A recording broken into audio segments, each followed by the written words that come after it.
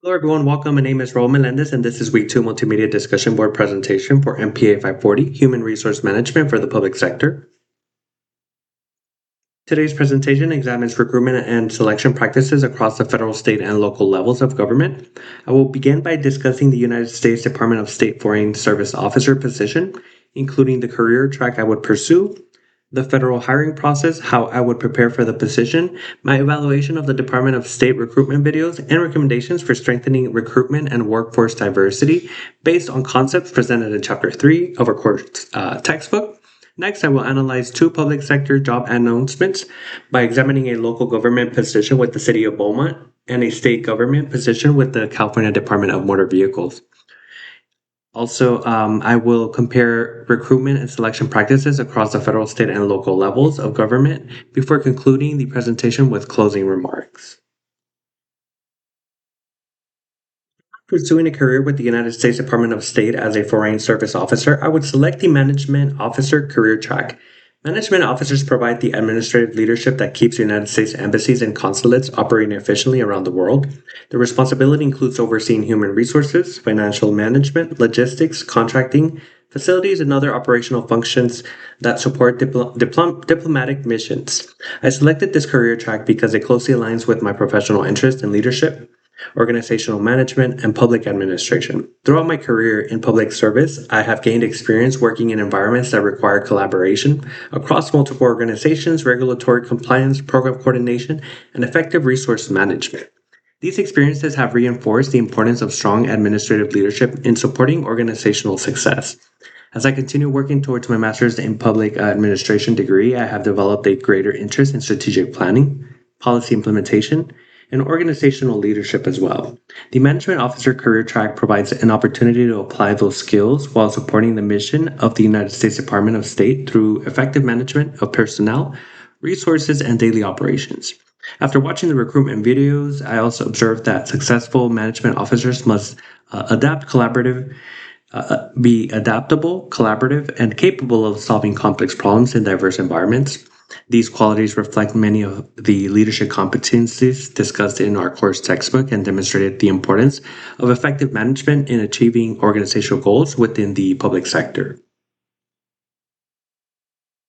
The recruitment and selection process for becoming a foreign service officer is both competitive and comprehensive. It begins with submitting an online application and registering to take the foreign service officer test. The examination evaluates candidates in areas such as communication, job knowledge, situational judgment, and analytical thinking to determine whether they possess the foundational competencies needed for diplomatic services. Candidates for Candidates who successfully complete the examination move forward to the qualifications evaluation panel, where their education, professional experience, personal narratives, and demonstrated qualifications are reviewed. Applicants who advance beyond this stage are invited to participate in an oral assessment, which evaluates leadership, communication, interpersonal skills, problem solving, and the ability to perform effectively in professional situations that resemble the work of a foreign service officer. Applicants who successfully complete the oral assessment must then pass both medical and security clearances before undergoing a final suitability review. Candidates who successfully complete every stage are placed on a hiring register where appointments are made based on organizational need and available positions. This rigorous hiring process reflects the federal government's commitment to selecting highly qualified individuals who can effectively represent the United States throughout the world while maintaining the highest standard of professionalism and integrity.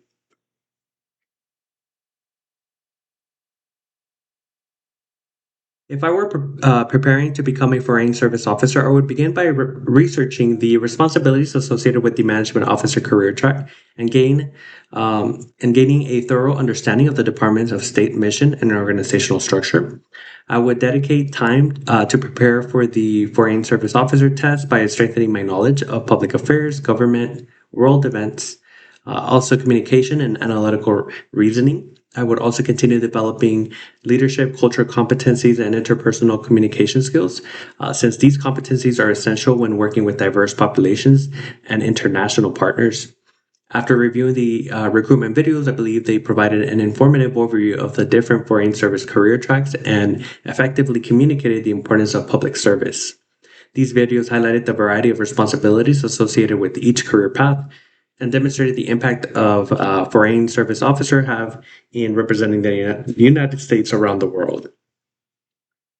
However, I believe the recruitment process could be strengthened by providing additional information about career development opportunities, daily work experience, and the long term professional growth available within the Department of State. Chapter 3 emphasizes that effective recruitment requires organizations to attract a diverse and highly qualified applicant pool by using multiple recruitment strategies. One recommendation would be to expand partnerships with colleagues and universities, particularly public administration, international relations, and business programs. The Department of State could also increase outreach through professional organizations, community events, and digital recruitment platforms to reach applicants from diverse educational, cultural, and professional backgrounds. These recruitment strategies would strengthen workforce diversity while ensuring the organization continues attracting talented public servants who possess the knowledge, skills, and abilities needed to succeed in today's increasingly complex public service environment. The first job announcement I reviewed was for a grants analyst with the City of Beaumont. I located this position on the City of Beaumont employment website and selected it because it was closely aligned with the public administration, grant management, and policy analysis. As shown on the slide, the job announcement includes several of the key elements identified in Exhibit 3.3, including the job title, agency, salary range, department, location, and closing date. Chapter 3 indicates that an effective job announcement should clearly communicate the position's duties, required qualifications, knowledge, skills, and application procedures.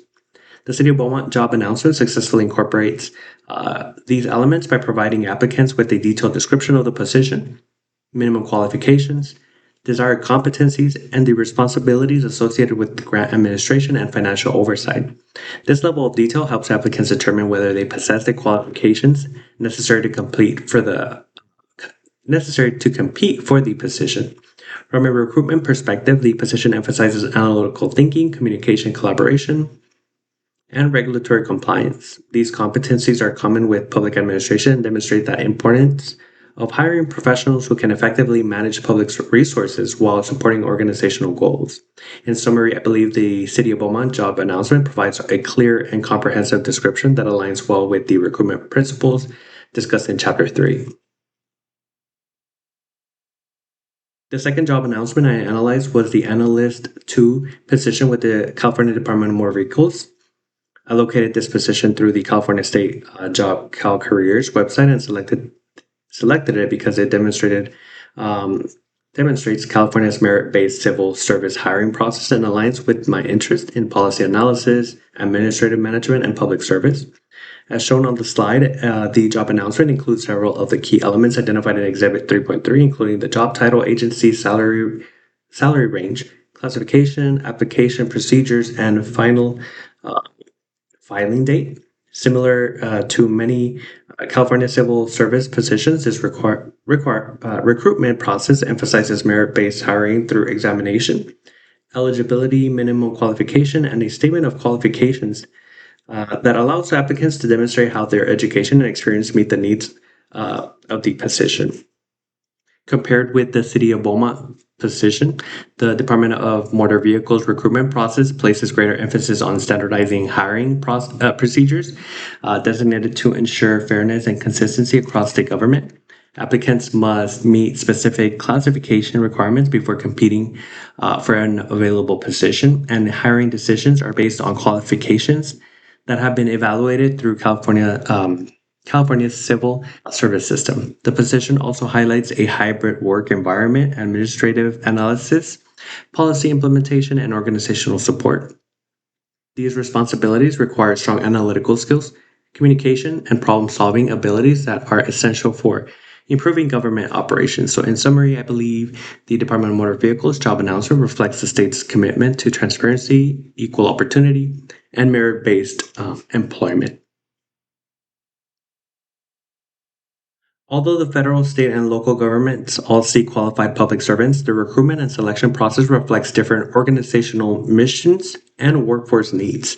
The Foreign Service Officer process is the most extensive because applicants must complete multiple assessments, interviews, and security clearances before becoming eligible for appointment. This rigorous process helps ensure that employees are prepared to represent the United States in a diplomatic assignment around the world. California's state hiring process emphasizes standardized civil service examination, classification requirements, and merit-based selection.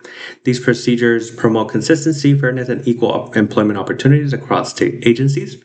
In contrast, local governments, such as the city of Beaumont, often have greater flexibility in designing recruitment strategies while still following merit system principles and equal employment laws. Despite these differences, all three levels of government share the same objective of recruiting qualified individuals who possess the knowledge, skills, and abilities necessary to serve the public effectively.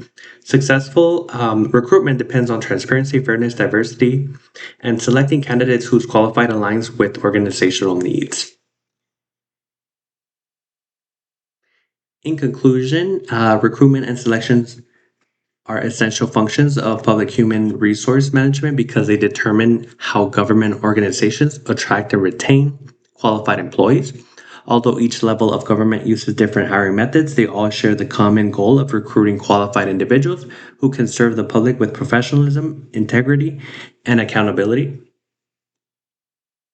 The following references were used to support the information displayed throughout this presentation.